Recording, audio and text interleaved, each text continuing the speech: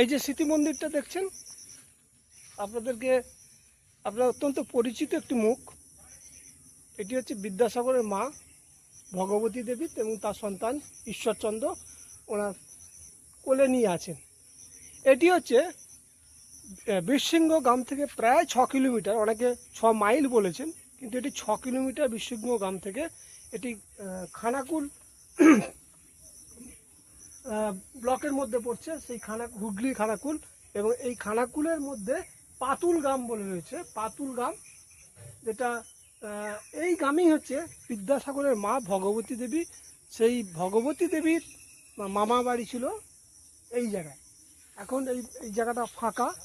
এইখানে আগে ওনাদের মাটির বাড়ি ছিল, এখানে খড়ের গাদা বা বিভিন্ন হয়েছে।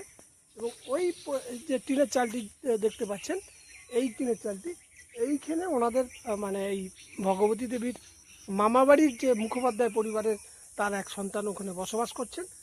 আর এই যে স্থানটি, এইখানেই উনি বীরসিংহ থেকে কলকাতা যাবার পথে বিদ্যাসাগর মহাশয় এই মাতুলালয়ে অবস্থান করতেন। রাত্রে নিশি যাপন করে আবার উনি খানাকুল ছেড়ে হুগলির তারকেশ্বরের কাছে রামনগর আছে, অনেকে গুলিয়ে ফেলেন যে এই পাতুলের কাছাকাছি একটু রামনগর আছে, কিন্তু সেই রামনগর নয়। উনি চলে যেতেন তারকেশ্বরের কাছে যে রামনগর আছে, তারপর ওখান থেকে মোসাট হয়ে কলকাতা চলে যেতেন। পবিত্র পাঁজা পাতুল গ্রাম থেকে